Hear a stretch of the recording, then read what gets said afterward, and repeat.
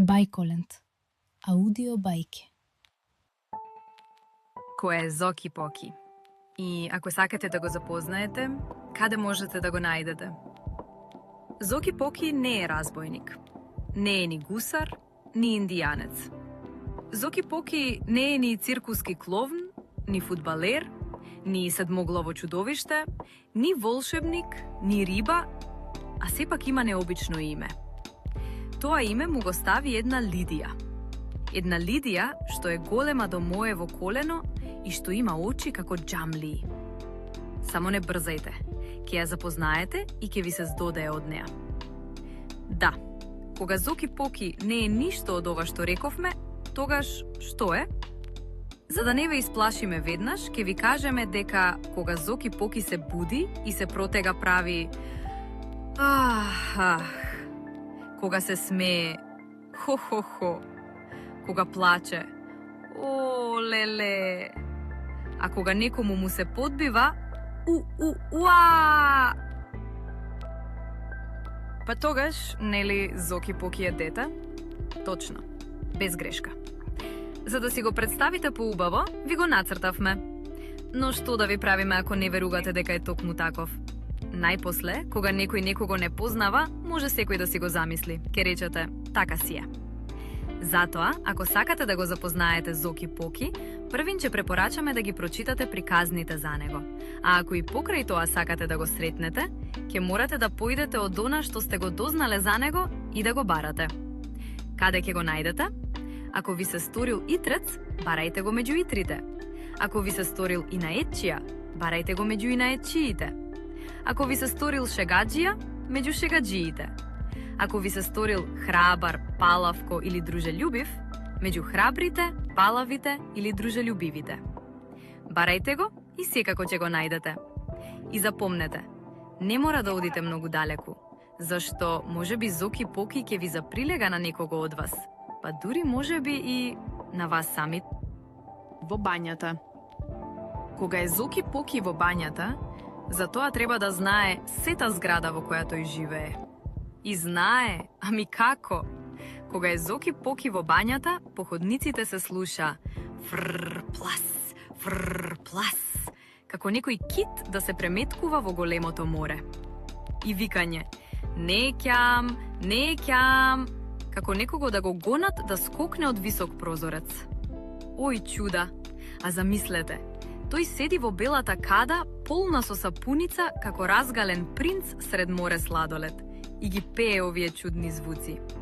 Само што не смее да лизне. Ја, зошто да не смее? Па ако смее, нека лизнеде, ајде. Олеле, сигурно. Вие си играте со него, а тој си страда. Ама сте никаквеци. Затоа тој убаво ќе ви покаже. Има да се знае, и тоа еднаш за секогаш.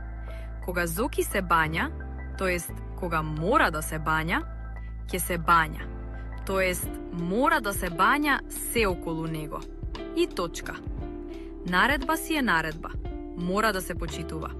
Зашто инаку... кога се бања Зоки Поки, мора да се бања и високиот бел ѕид околу кадата. И подот. И неговото сламено мече, кутрото.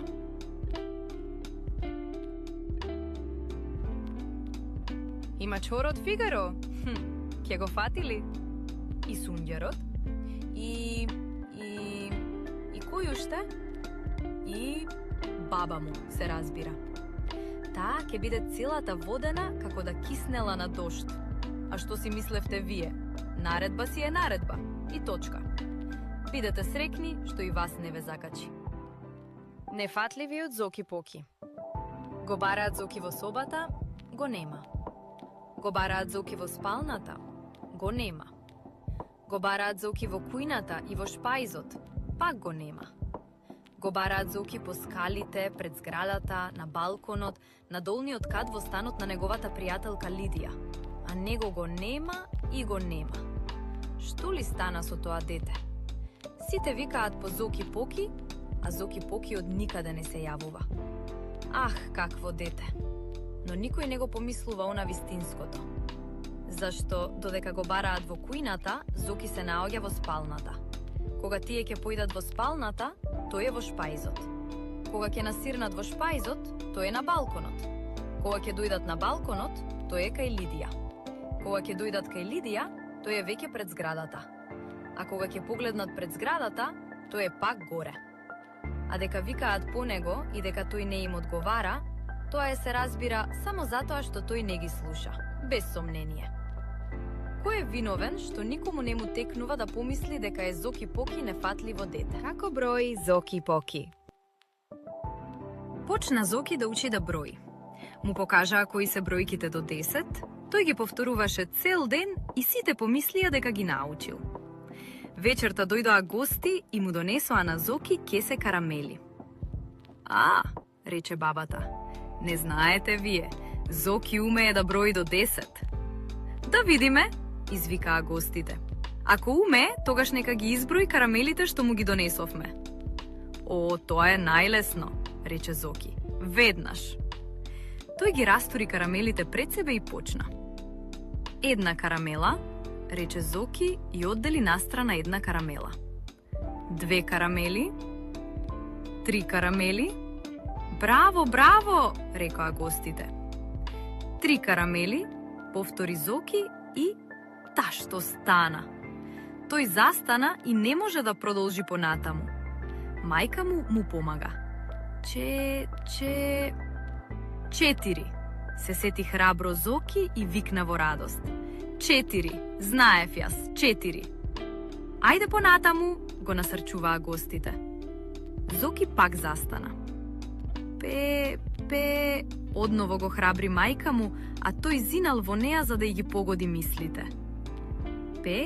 Се праша, но одеднаш се сети. 5.